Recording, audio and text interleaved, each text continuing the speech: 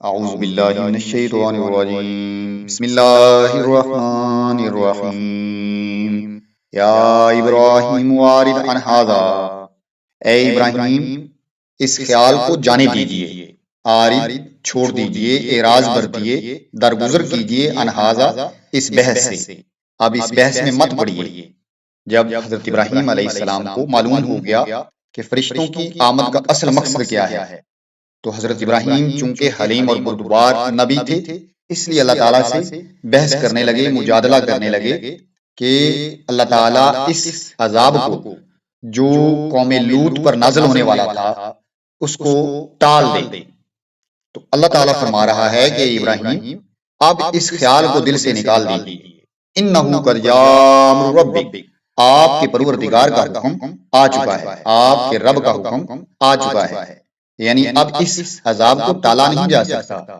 یہ قوم قومی جرائم میں مرتکب ہو گئی ہے، یہ قوم قومی جرائم کا شکار ہو گئی ہے، انہیں نشانہ عبرت بنانا ضروری ہے تاکہ رہتی دنیا تک ایک مثال بن جائے کہ جو جرم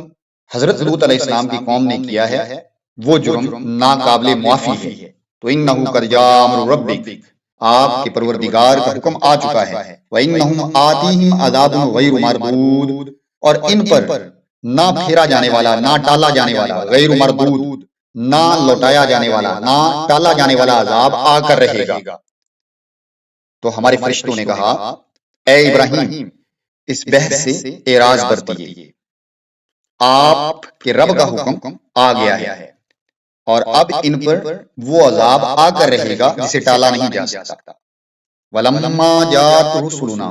لُوطًا، اور جب ہمارے فرشتے لوط کے پاس پہنچے، سیّا بہم، تو انہیں دیکھ کر وہ غمزدہ ہو گئے،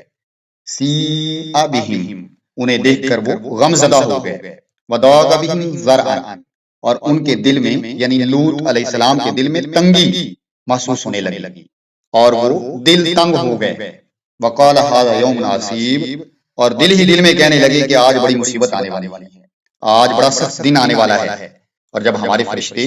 لوط کے پاس پہنچے تو ان کی آمد پر لوط گھبرا گئے اور ان کا دل تنگ پڑنے لگا، اور پھر وہ کہنے لگے یعنی دل ہی دل میں کہنے لگے کہ آج بہت سخت دن ہونے والا ہے۔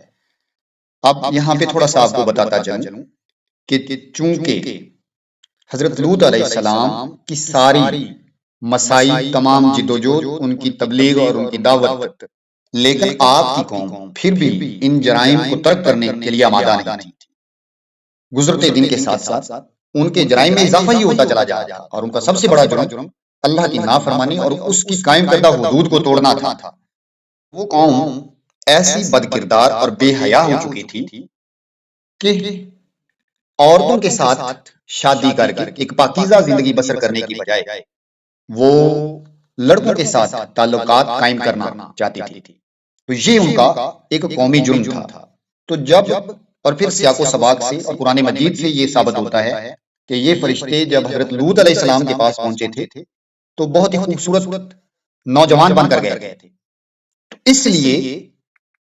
حضرت لوط علیہ السلام کو اندازہ نہیں تھا، پتہ نہیں تھا کہ یہ فرشتے ہیں۔ وہ یہ سمجھے کہ ان کے ہاں کوئی نوجوان لڑکے مہمان کے طور پر آئے ہیں۔ تو اس لیے اللہ تعالیٰ یہاں پہ فرما رہا ہے سیّا بہم، انہیں دیکھ کر وہ غمزدہ ہو گئے۔ ظاہر ہے کہ ایک ایسی قوم کہ جو عورتوں کی بجائے لڑکوں کے پیچھے ہو، تو پھر جب اس قوم میں نوجوان خوبصورت، اور ظاہر ہے کہ اللہ تعالیٰ نے ان کو خوبصورت بنا کر بھیجا تھا تو وہ بے حد خوبصورت ہوں گے، تو ایسے نوجوان خوبصورت لڑکوں کو دیکھ کر حضرت لوط علیہ السلام کے ذہن میں سب سے پہلے یہی خیال آیا کہ آج کا دن بہت سخت ہونے والا ہے۔ اس لیے وہ اپنے دل میں تنگی، یہ نہیں ہے کہ وہ کوئی مہمان نوازی سے گھبرا رہے تھے، بلکہ اس لیے دل میں تنگی محسوس کر رہے تھے کہ آج ایک سخت دن ہوگا، اور جیسے ہی آپ کی قوم کو پتا چلے گا تو وہ بھاگے بھاگے آئیں گے اور ان لڑکوں کے ساتھ زیادتی کریں گے۔ تو اس لیے اللہ تعالیٰ فرماتا ہے کہ ان کے دل میں بھی تنگی محسوس ہو رہی تھی اور وہ غمزدہ بھی تھے۔